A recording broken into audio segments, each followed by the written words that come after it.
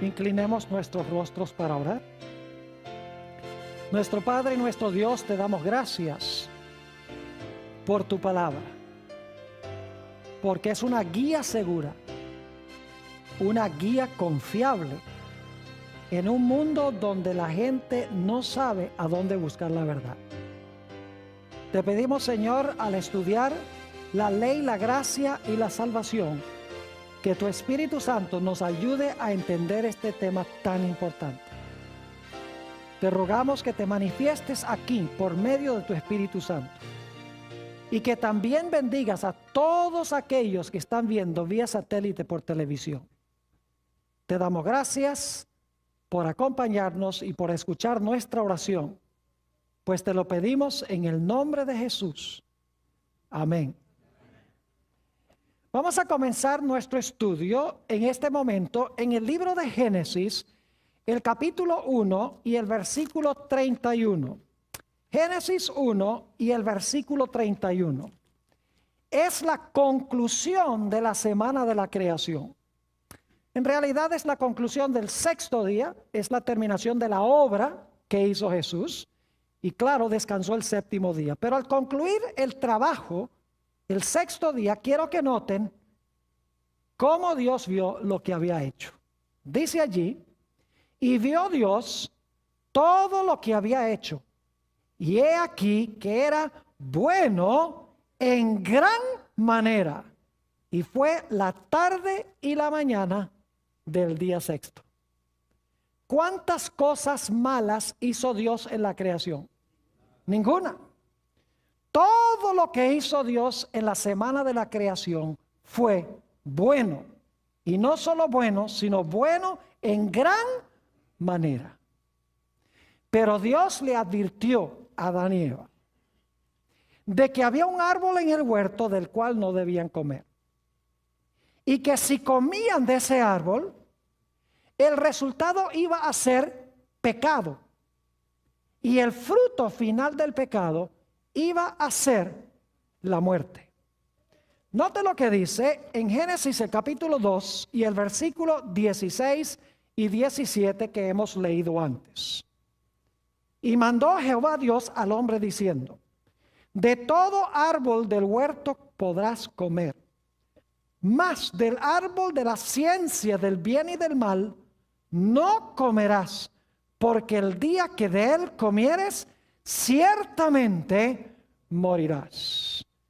Es decir, Dios le dijo a Adán y Eva, si ustedes comen del árbol, el mal va a entrar al mundo donde yo hice solamente el bien. Y todos sabemos la triste historia, o si no, no estaríamos aquí. Adán y Eva escogieron comer del fruto del árbol de la ciencia del bien y del mal. Inmediatamente comieron ellos, se produjo un cambio en este mundo. Donde antes todo era bueno, ahora penetró a este mundo el mal. Surgió la división.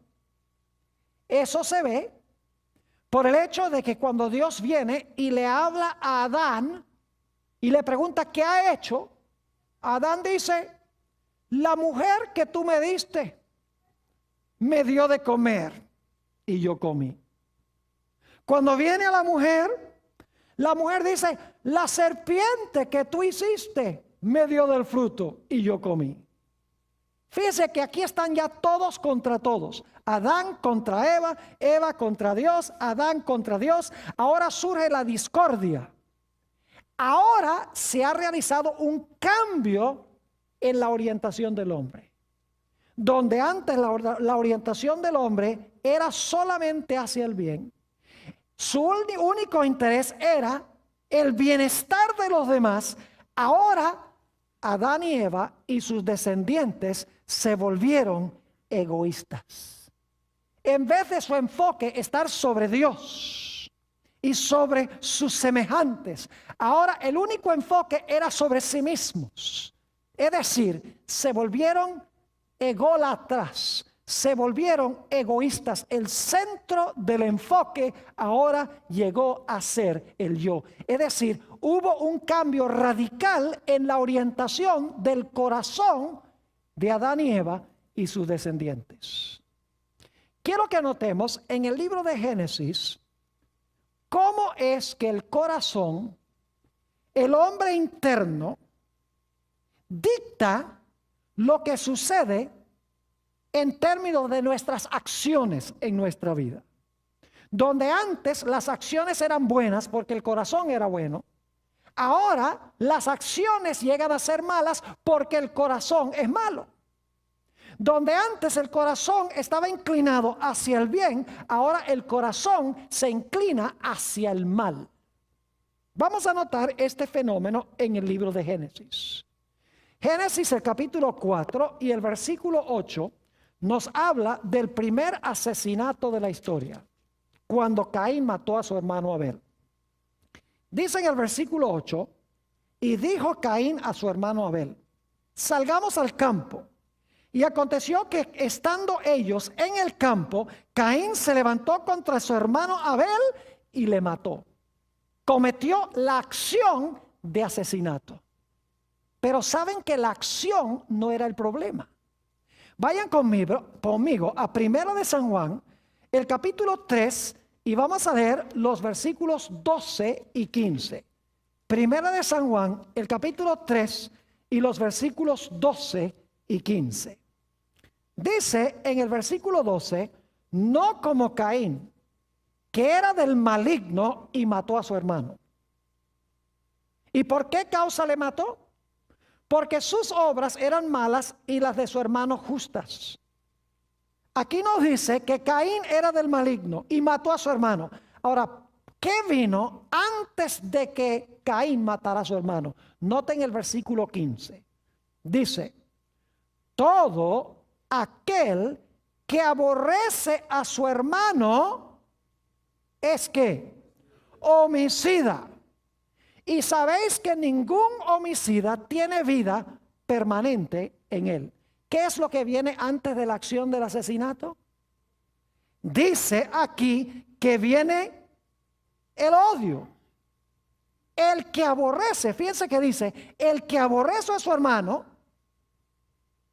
es homicida. No dice el que aborrece a su hermano posiblemente algún día lo mate o cometa la mala acción. Dice el que odia o el que aborrece a su hermano, en el momento de aborrecerlo, ¿qué pasa? Es homicida. ¿A dónde comienza entonces el homicidio?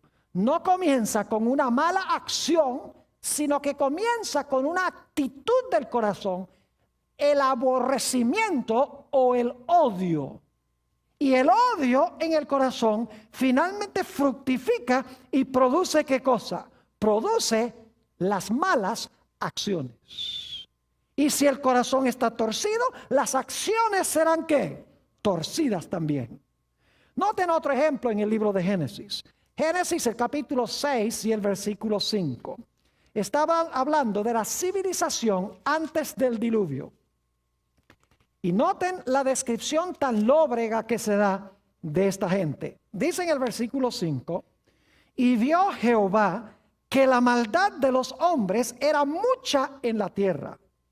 Y que todo, ahora escuchen bien, y que todo designio de los pensamientos del corazón de ellos era de continuo solamente el mal. ¿A dónde estaba el problema?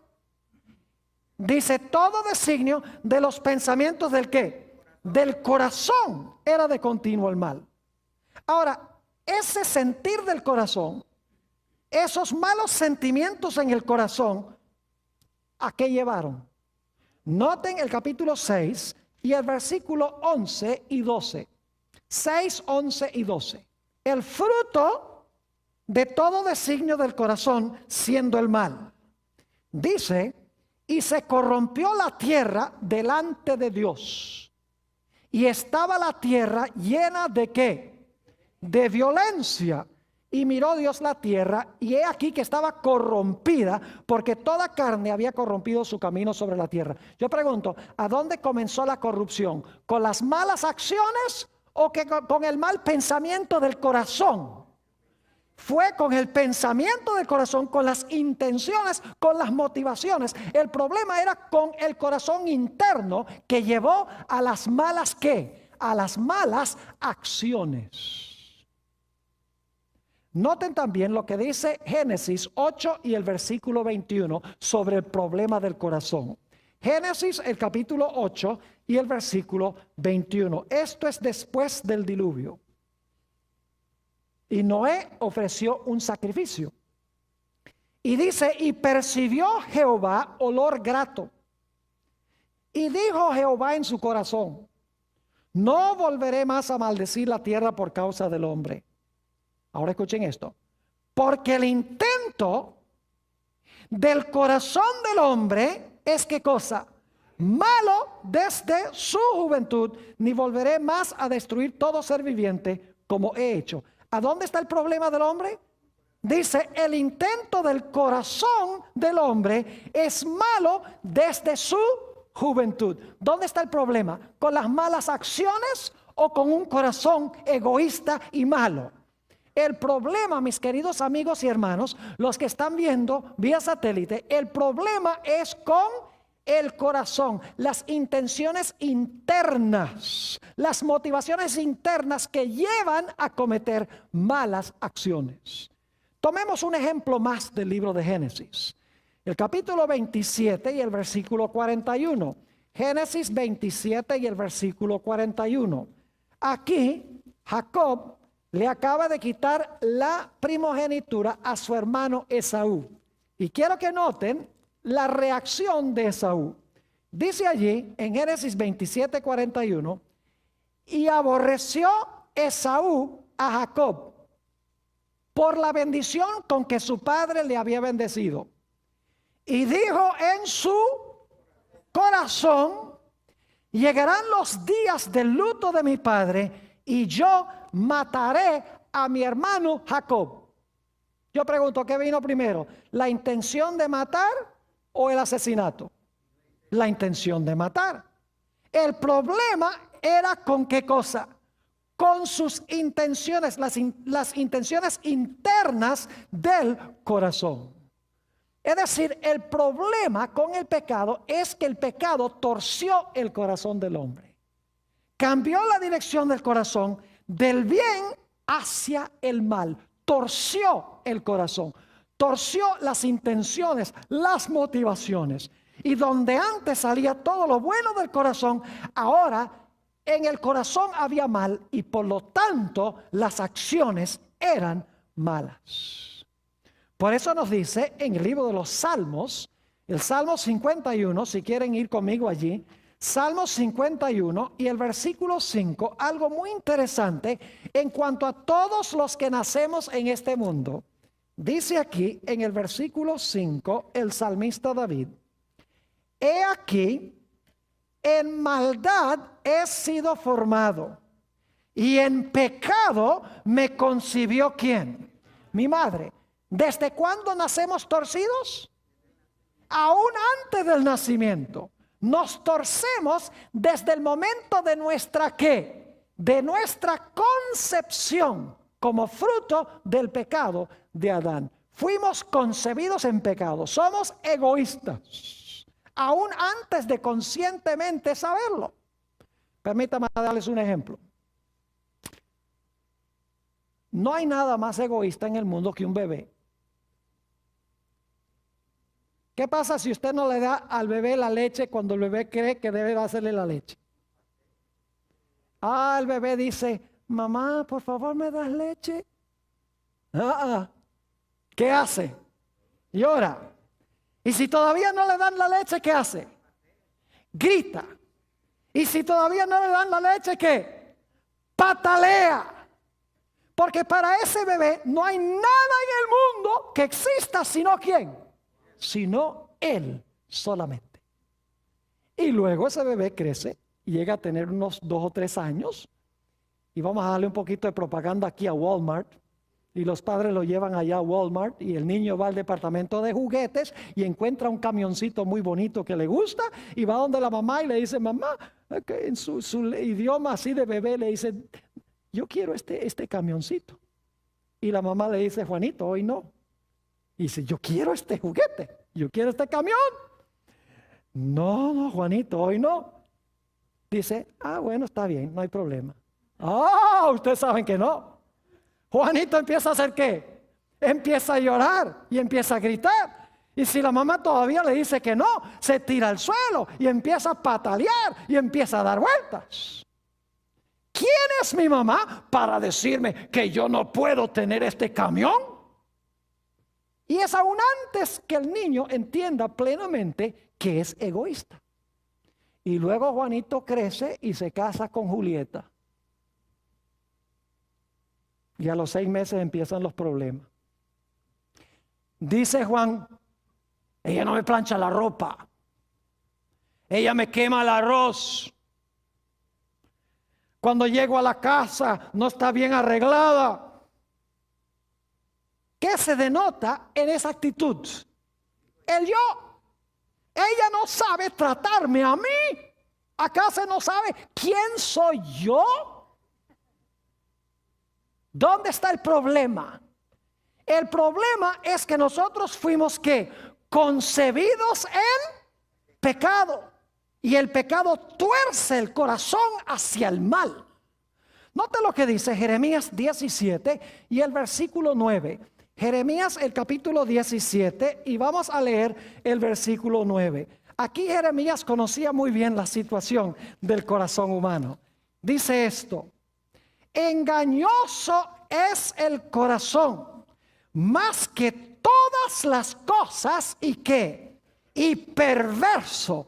¿Quién lo conocerá? ¿Qué es el corazón según Jeremías? El corazón es ¿qué cosa? Perverso.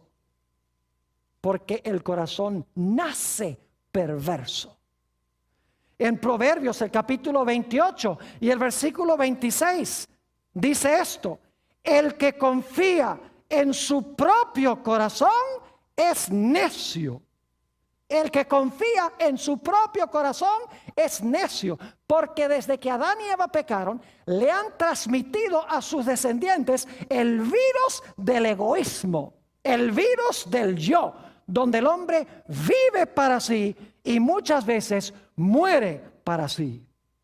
Jesús sabía que nuestro problema es con el corazón. Así como lo denota en Génesis, que del corazón salen las malas acciones, Jesús entendió eso también. Note lo que dice en el Evangelio según San Mateo, el capítulo 6 y el versículo 21. Mateo, el capítulo 6 y el versículo 21.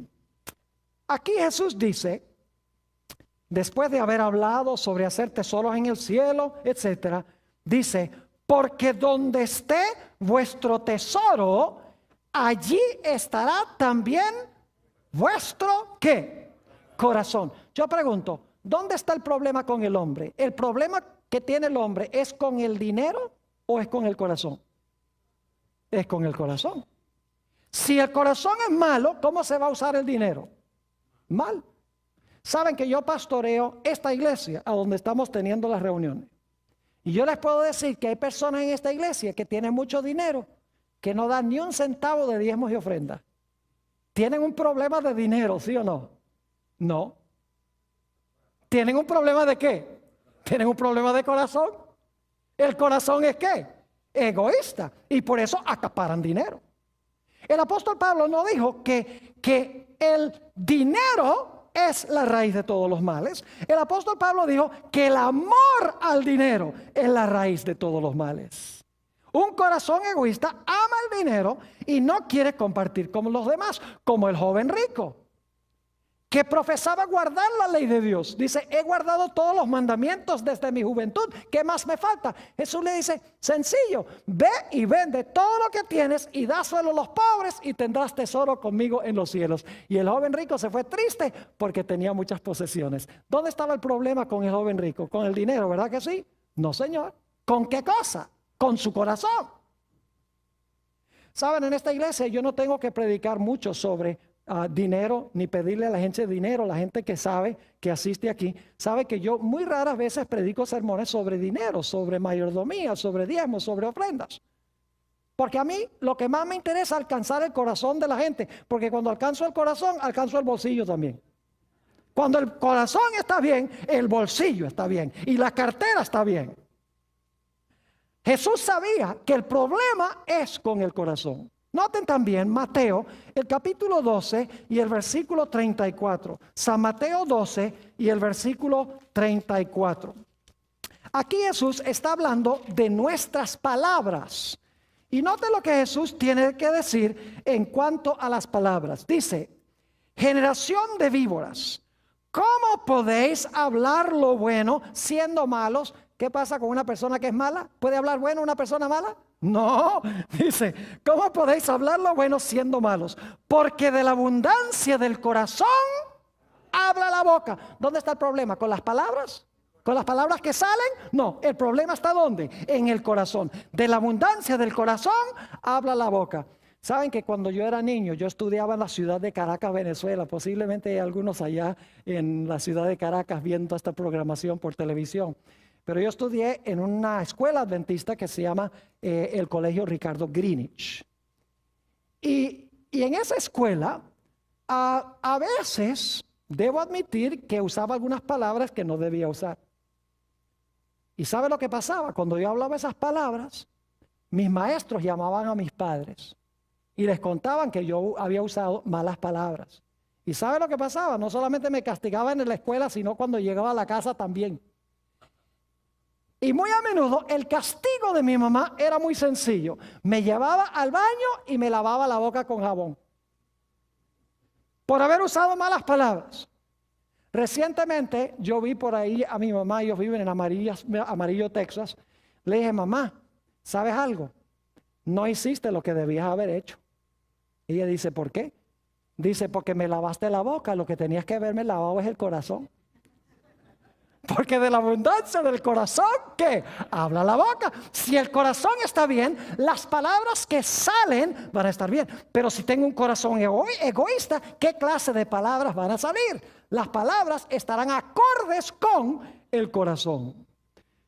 En Proverbios, el capítulo 16 y el versículo 23 dice, corazón del sabio hace prudente su boca. Corazón del sabio hace ¿qué? Prudente su boca. Podríamos cambiar eso y decir, corazón del fatuo hace necia su boca. Es decir, el problema está en ¿qué cosa? En el corazón del hombre. Note también lo que dijo Jesús en Mateo 15 y el versículo 19. San Mateo el capítulo 15 y el versículo 19. Aquí Jesús está hablando sobre lo que entra y lo que sale del hombre. Y dice allí, en Mateo, el capítulo 15 y el versículo 19, lo siguiente. Escuchen bien. Porque del corazón, ¿de dónde? Del corazón salen los malos pensamientos, los homicidios, los adulterios, las fornicaciones, los hurtos, los falsos testimonios, las blasfemias. ¿De dónde salen todas estas cosas? Del corazón. ¿Qué es lo que hay que remediar? El corazón. Y yo no sé si ustedes se han dado cuenta, pero toda esta lista que tenemos aquí son violaciones de los 10 mandamientos. Homicidios, no matarás. Adulterios, no cometerás adulterio. Fornicación también. Hurtos, no hurtarás. Falsos testimonios, no hablarás falso testimonio. Blasfemias, no tomarás el nombre de Jehová tu Dios en vano. Es decir, cuando el corazón es malo, ¿qué hace la gente con la ley de Dios? La gente viola la ley de Dios. Cuando el corazón está bien, ¿qué hace la gente? La gente guarda la santa ley de Dios. Es decir, el problema no está con las malas acciones, sino con la fuente que produce las malas acciones. Todos conocemos lo que dice en Mateo, el capítulo 5 y el versículo 27 y 28. Vayan conmigo un momento allí. Mateo 5 y el versículo 27 y 28. Y escuchen especialmente los hombres que están aquí en este recinto y los que están viendo por televisión. Porque esto se aplica especialmente a los hombres, aunque también se aplica a las mujeres. Dice aquí en el versículo 27, Jesús, oísteis que fue dicho, no cometerás adulterio. Pero yo os digo que cualquiera que mira a una mujer para codiciarla, ya adulteró con ella en su corazón. ¿Cuándo es que uno comete adulterio? ¿Cuando cometió el acto o cuando codició a la mujer en el corazón? Fíjense que Jesús dice que una persona que mira a una mujer para codiciarla, ya cometió adulterio ¿dónde? En su corazón. Y tarde o temprano, esa actitud del corazón va a fructificar y va a causar ¿qué cosa? La acción del adulterio o el acto del adulterio. Es decir, el hombre tiene un problema con el corazón. Al principio, Adán y Eva tenían un corazón puro que no llevaba sino al bien. Era un corazón que se preocupaba por ser fiel a Dios, por amar a los semejantes. Pero cuando Adán y Eva pecaron, el corazón se torció. Y ahora el corazón se tornó egoísta. Y del corazón no salía sino el mal. Jesús dijo, por sus frutos conoceréis la naturaleza del árbol. Ahora yo pregunto, si un árbol de aguacate no produce aguacates, ¿dónde está el problema? ¿El problema está con los aguacates o el problema está con el árbol? El problema está con la naturaleza del árbol. Es decir, el problema es que los frutos son un reflejo de la naturaleza del árbol. Así como los frutos en nuestra vida son el resultado de la condición de nuestro corazón. Es decir, nosotros necesitamos de alguna manera que Dios restaure la condición original en la cual nos encontrábamos, que Dios sane, que Dios rectifique el problema que nosotros tenemos en el corazón. Y lo primero que necesitamos es reconocer la condición de nuestro corazón. ¿Y saben qué es lo que nos revela lo malo que es nuestro corazón? La ley de Dios. Noten lo que dice en el libro de los Romanos, el capítulo 7 y el versículo 7. Romanos, el capítulo 7 y el versículo 7. La ley de Dios nos dice en realidad lo que nosotros somos. Romanos 7 y el versículo 7. Dice, ¿qué diremos pues? ¿La ley es pecado? En ninguna manera.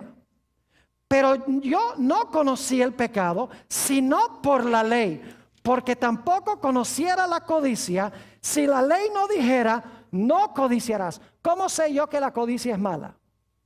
¿Cómo sé yo que la codicia es pecado? ¿Cómo sé yo que el adulterio es malo?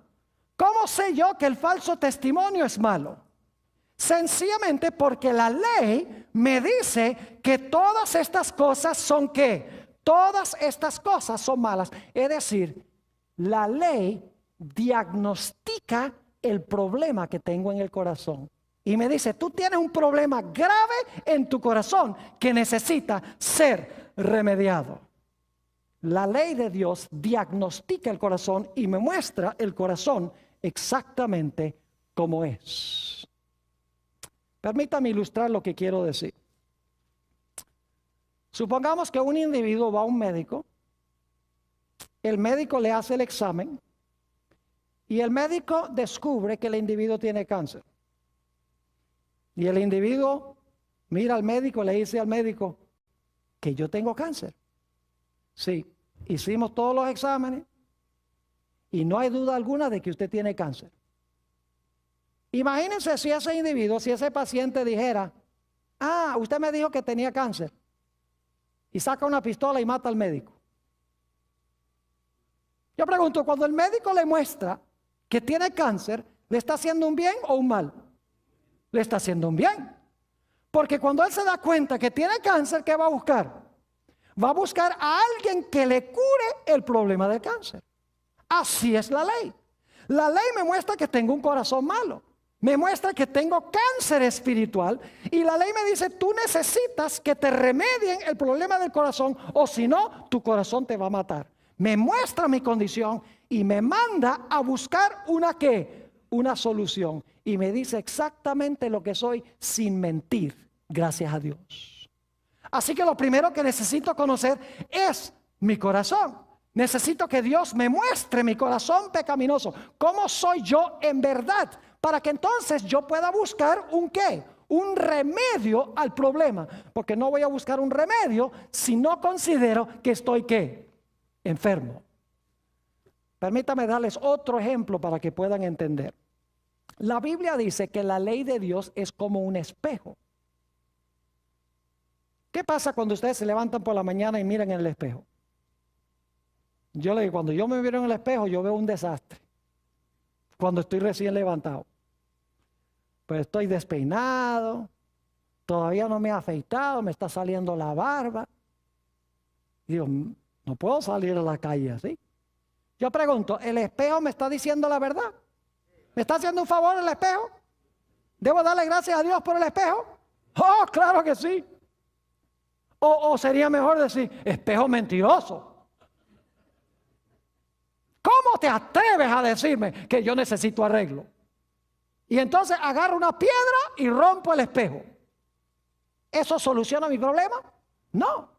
El espejo me está haciendo un favor.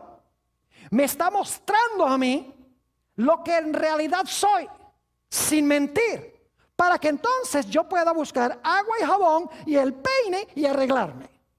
De la misma manera, la ley de Dios me muestra que tengo un corazón enfermo, que tengo el problema interno del pecado y que necesito remedio, necesito que sea curado mi corazón. Y entonces la ley me manda a buscar una solución a mi problema.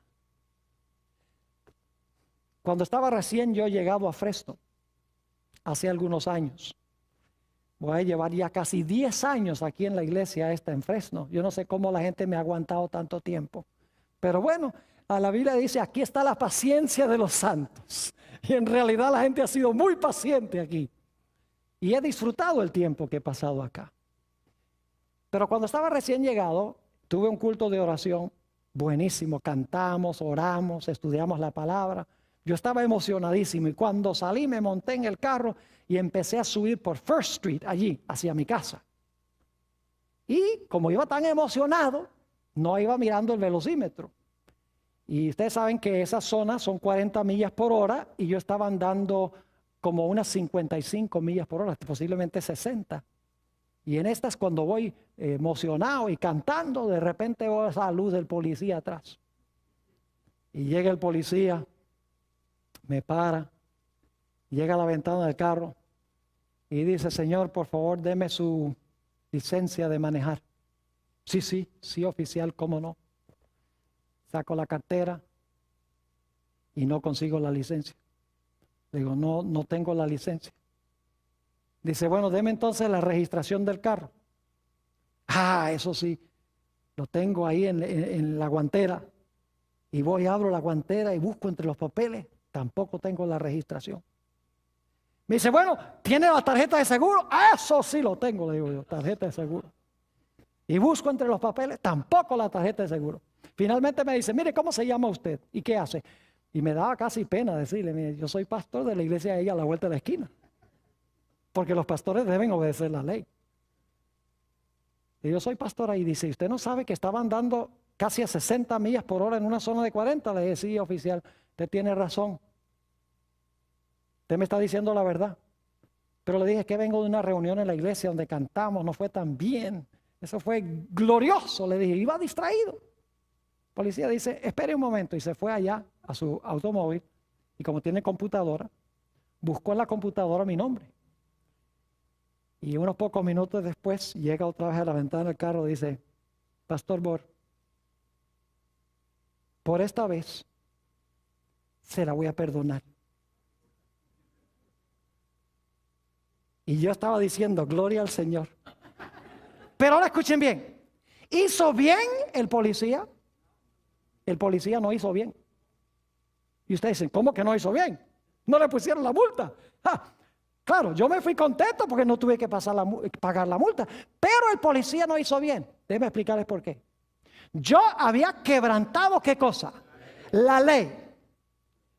Y la ley exigía que yo, si había quebrantado la ley, que hiciera ¿qué cosa? Que pagara la multa.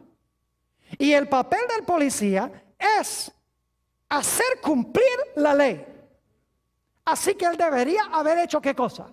Él debería haberme dicho, te voy a poner la boleta, y debería haberme puesto la multa. Ahora, hay otra forma que el policía podría haberlo hecho.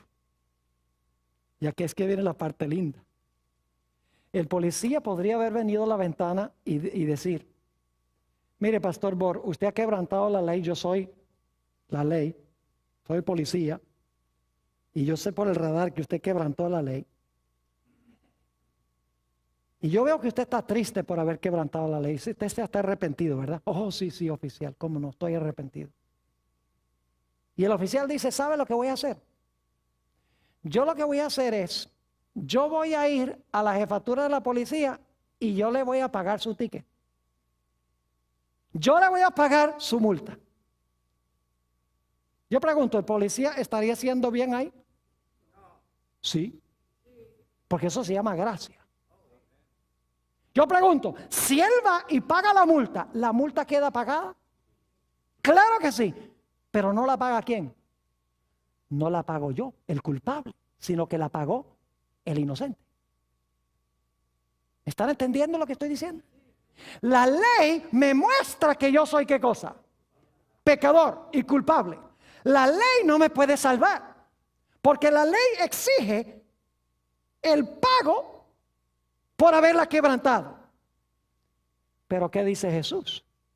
Jesús dice, mira, yo voy a pagar tu multa. Yo voy a pagar por tus pecados.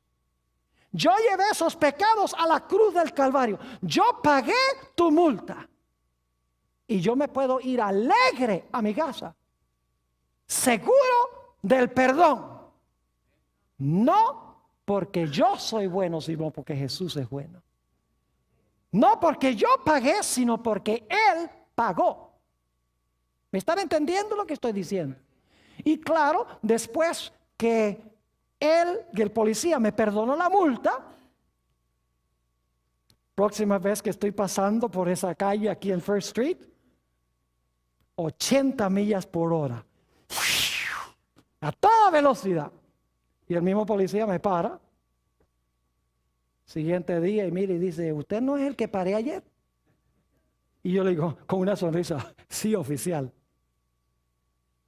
Y el oficial dice, ¿y usted no aprendió nada de lo que pasó ayer? Y le digo yo, sí, que usted está pagando. ¿Qué creen que va a hacer el oficial? El oficial me va a poner la multa de hoy y la de ayer también. ¿No es así?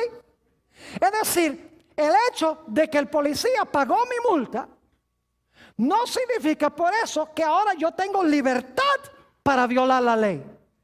Por gratitud a ese policía, ¿qué voy a querer hacer? Voy a querer cada vez que paso por ahí, inclusive hasta el día de hoy, cada vez que paso por aquí, por la esquina de Clinton y First, me acuerdo de esa experiencia.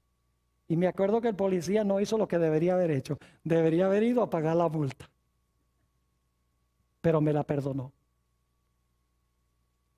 Es decir, mis queridos hermanos y hermanas, yo nazco con un corazón torcido. La ley me muestra lo que soy, exactamente, no miente. Si soy adúltero, me dice eres adúltero. Si odio a mi hermano, me dice tú odias a tu hermano. Y eso es pecado. Si hablo falso testimonio, la ley lo dice clarito. Si practico idolatría, la ley me lo dice. La ley no miente. Y la ley dice, la paga del pecado es ¿qué cosa? La paga del pecado es muerte. La ley, en otras palabras, revela mi pecaminosidad, revela lo malo que es mi corazón, con el fin de que yo vaya a buscar un ¿qué? Yo vaya a buscar un remedio. Ahora yo pregunto, ¿cuántos de nosotros hemos pecado? Todos hemos pecado. Y saben que cuando la ley me muestra que soy pecador y que merezco la muerte, algo sucede. La ley dice, yo no te puedo librar porque yo exijo que tú seas castigado. Pero la ley dice, hay uno que sí te puede resolver el problema. Y es aquel que pagó la deuda que yo exijo. Porque yo exijo la muerte, la paga del pecado es muerte. Yo no estoy en asuntos de misericordia, dice la ley. Yo sencillamente muestro el pecado y que debe morir. Yo no te puedo resolver el problema. Pero dice, pero si tú vas a Jesús, Él cargó la culpa de tu pecado, Él sufrió la muerte que tú debes sufrir. Si tú lo aceptas a Él, tú eres acepto en el amado. Note lo que dice en el libro de Gálatas, el capítulo 3 y el versículo 13. Gálatas, el capítulo 3 y el versículo 13. Un lindo versículo de la Escritura. Dice allí, Cristo nos redimió de la maldición de la ley. ¿Por qué la ley nos maldice? ¿Por qué es que la ley nos maldice? Porque somos ¿qué? Pecadores. La ley no es mala. La ley es buena, yo soy malo y la ley me maldice porque soy pecador. Dice, Cristo nos redimió de la maldición de la ley. ¿Y cómo lo hizo? Hecho por nosotros maldición. Es decir, Jesús pagó la multa que yo debo pagar. Porque está escrito, maldito todo el que es colgado en un madero. Ahora, ¿cómo me voy a sentir yo cuando yo miro a la cruz de Jesús y veo que Jesús cargó con la pena que yo debía sufrir? Cuando lo veo colgando en la cruz clamando, Dios mío, ¿por qué me has desamparado? Cuando veo al Señor Jesucristo sudando gotas de sangre en el Getsemaní, orando para que su Padre quite la copa. Cuando veo lo horrible que es el pecado, lo terrible que es el pecado y lo que hizo con Jesús. ¿Ustedes creen que yo voy a querer seguir pecando cuando veo lo que el pecado hizo con Jesús? Claro que no. Es decir, la ley, quiero que entendamos esto, la ley me muestra mi pecaminosidad y dice, yo no te puedo resolver el problema de tu corazón. No puedo resolver el problema de tu pecado porque yo lo que exijo es que si tú pecas, mueres. Pero la ley dice, si vas a Jesús, allá hay uno que cargó tu desobediencia a la ley. Y sufrió terriblemente por tus violaciones de la ley. Si tú lo recibes a Él, ya Él sufrió el castigo en tu lugar. Ya tú no tienes que sufrirlo. Ya Él pagó la multa que tú debes pagar, que es la muerte. Yo les pregunto, ¿creen ustedes que en ese momento se despierta en mi corazón gran gratitud para con Dios? Claro que sí, escuchen bien. En ese momento se realiza en mi corazón un cambio. Y yo miro a Jesús en la cruz y digo, Señor, es terrible el pecado. Mira lo que te hizo mi pecado. Yo no quiero más nada que ver con ese monstruo. Y de repente ahora se empieza a realizar un cambio en mi corazón. Ahora no quiero pecar. Porque el pecado llevó a mi Jesús a la cruz. Lo hizo sufrir. Me hace pensar de la experiencia de Adán. Imagínense ustedes. Cuando Adán y Eva pecaron, que Dios le dijo a Adán, mira, tienes que conseguir 2 corderos en un mundo donde nunca existía la muerte. Hasta ese momento Adán había justificado el pecado. Había dicho, no, la mujer que tú me diste. Es decir, tú tienes la culpa porque me diste la mujer. Él no sentía arrepentimiento por el pecado. Él no veía lo terrible que era el pecado. ¿Saben cuándo Adán se dio cuenta lo terrible que era el pecado? Se dio cuenta cuando tuvo que tomar esos 2 animales y rajarle la garganta y ver chorrear la sangre. Y de repente esos corderos están inertes en los brazos de Adán. Terrible, en un mundo donde no había muerte. Y entonces Dios, según leímos en Génesis 3:21, toma esos mantos y cubre la desnudez de Adán y Eva. Y Dios luego les explica, le dice, el pecado de ustedes es tan terrible, exige la muerte. Y estos corderos representan a la simiente que va a venir, el Cordero de Dios que quita el pecado del mundo. Así de terrible es el pecado. Le va a costar la vida a su creador. ¿Creen ustedes que ahora Adán veía el pecado desde una perspectiva distinta? Claro que sí. Ahora no quería excusar el pecado, sino que veía lo terrible que era el pecado y no quería más nada que ver con el pecado.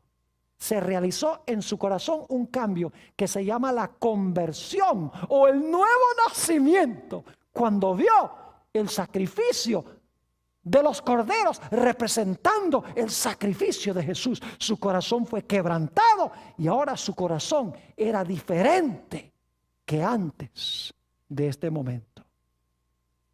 ¿Saben ustedes que Dios es el gran cardiólogo celestial? Pero Dios solamente hace una clase de cirugía. Dios no mete marcapaso. Pacemakers, no. Dios no anda cambiando válvulas. No. Dios no hace bypass.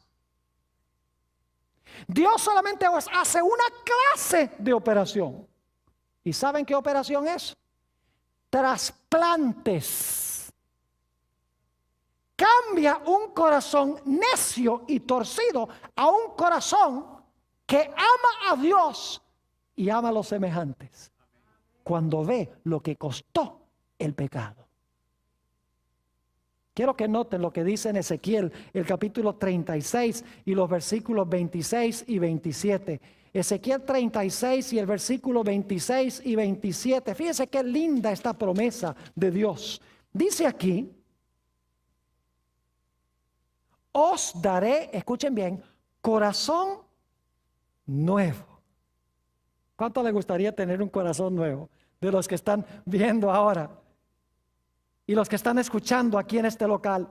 Dice: os daré corazón nuevo y pondré espíritu nuevo dentro de vosotros y quitaré de vuestra carne el corazón de piedra, es decir, el corazón egoísta, el corazón duro, y os daré un corazón ¿de qué?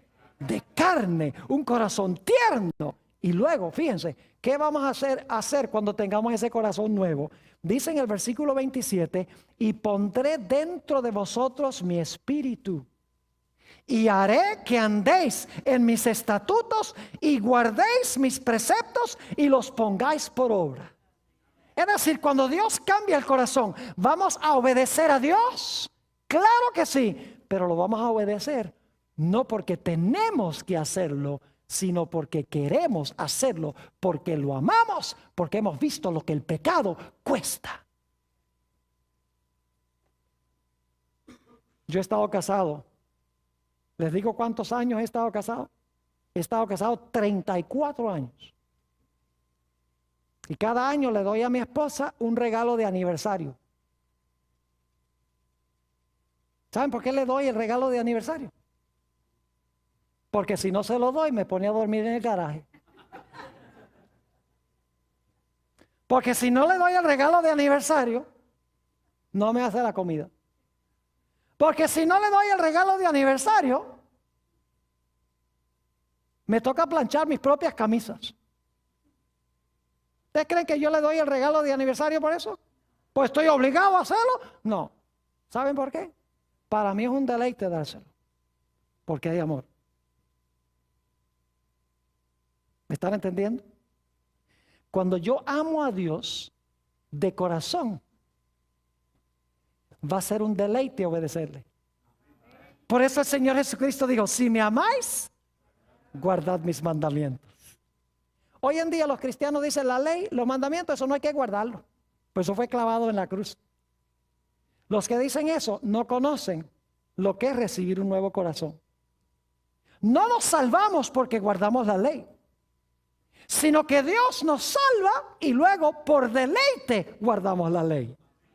Y el que dice: no tengo que obedecerle porque le conozco, es mentiroso, dice la Biblia, y la verdad no está en él.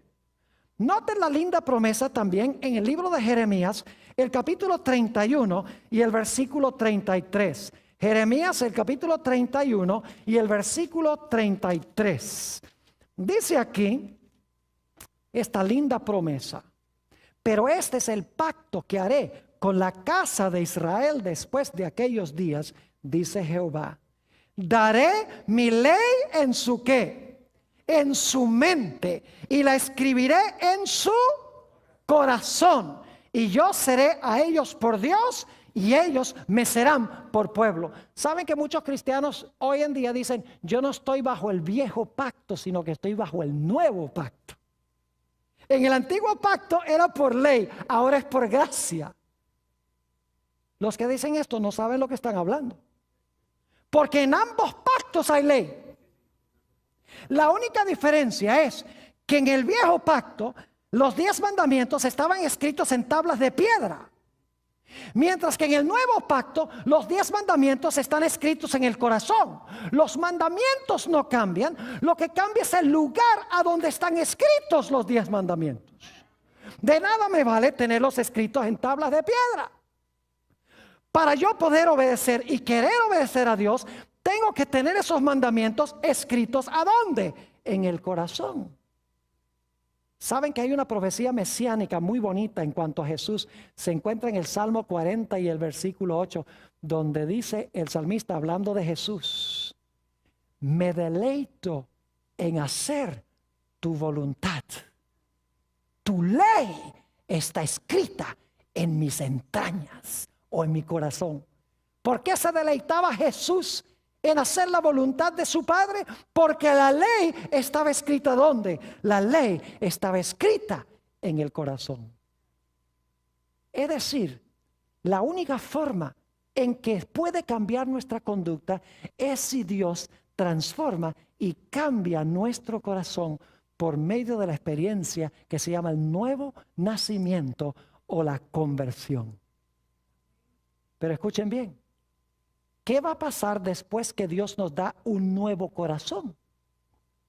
Saben que si no alimentamos bien a ese nuevo corazón, ese corazón se daña también. Por eso, aunque Dios nos dé un nuevo corazón, debemos alimentar diariamente ese corazón para mantenerlo limpio. Ustedes conocen la bienaventuranza Mateo 5:8, donde dice: bienaventurados los de limpio corazón, porque ellos verán a Dios. Pero una vez limpio, no siempre limpio. Cristo nos da un corazón nuevo, nos limpia el corazón. Pero luego hay que mantener el corazón limpio. Y ustedes dicen, pero pastor, ¿cómo puedo mantener mi corazón limpio? Tienen que alimentarlo bien. Ustedes saben que pueden recibir un trasplante del corazón, pero si siguen comiendo un montón de colesterol, ese corazón se les enferma también. De la misma manera, Dios nos cambia el corazón, pero si seguimos alimentándonos espiritualmente de lo que daña nuestra vida espiritual, ese corazón se enferma también.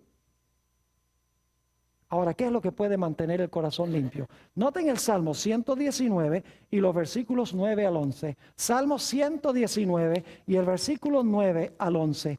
Este es un pasaje hermoso que está hablándole primordialmente a los jóvenes, pero también yo creo que tiene un mensaje grande para los adultos. Salmo 119 y los versículos 9 al 11. Dice aquí, y el Salmo 119 es el salmo más largo de la Biblia, dice: ¿con qué limpiará el joven su camino? Con guardar tu palabra. Con todo mi corazón te he buscado, no me dejes desviarme de tus mandamientos. Ahora escuchen esto. En mi corazón he guardado tus dichos. Es decir, tus palabras, ¿para no qué? Para no pecar contra ti. ¿Cómo mantengo el corazón limpio? Metiendo en mi corazón las palabras ¿de quién? De Dios, en la Biblia. ¿Qué sucede cuando yo meto en mi corazón mucha televisión? Novelas. ¿Sabe que las novelas enfatizan la honestidad, la fidelidad matrimonial, todas esas cosas, verdad que sí? No dicen no, dicen claro que no. ¿Qué enfatizan las novelas? El adulterio, la mentira, la trampa, el odio, el asesinato. Y cuando nosotros vemos eso, ¿qué pasa con el corazón? El corazón se ensucia. El corazón se va dañando de nuevo. Se vuelve egoísta. ¿Qué tengo que hacer para mantener puro mi corazón? El nuevo corazón que Jesús me da. Lo que tengo que hacer es llenarlo de cosas buenas. Llenarlo con los dichos de Dios. Por eso en Efesios 5 y el versículo 26, que ustedes tienen en su lista, dice que Dios limpia el corazón por el lavacro de la palabra, el agua del lavacro de la palabra. En San Juan 15:3, el Señor Jesucristo dice, ellos todos son limpios por la palabra que les he hablado. Es decir, tenemos que llenar nuestra mente y nuestro corazón de la palabra de Dios, de la oración, de cosas espirituales. Y entonces tendremos un corazón sano, un corazón fuerte. Ustedes recuerdan la experiencia de David. Dice que salió un día al balcón del palacio y vio a esta mujer, Betsabé, muy hermosa, que era la esposa de otro. Dice la Biblia que cometió adulterio con ella y mandó a matar a su esposo para poderse quedar con esa mujer. Es decir, adulterio y asesinato.